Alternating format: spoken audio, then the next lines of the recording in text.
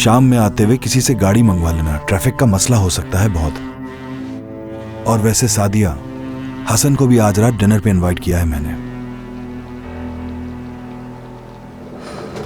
करीम, मुझे वो आदमी बिल्कुल भी पसंद नहीं है, तुम उसे कहीं बाहर ले जाओ ना। सादिया, हसन सिर्फ मेरा स्टाफ मेंबर नहीं है, वो मेरे बचपन का दोस्त भी है। अच्छा लगेगा अगर उसे भी बुलाऊं मैं। हाँ तो मेल्तम भी मेरी दोस्त है, लेकिन हसन ने उसे धोखा दिया एक छोटी उम्र की लड़की के साथ शादी करके। कैसा नाशुक्रा आदमी है, यानी एक छोटी उम्र की लड़की के लिए अपनी बीवी को छोड़ दिया।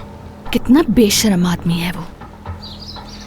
सादिया, मैं हसन को डिनर पर बुला रहा हूँ और वो लड़की भी उसके साथ आएगी।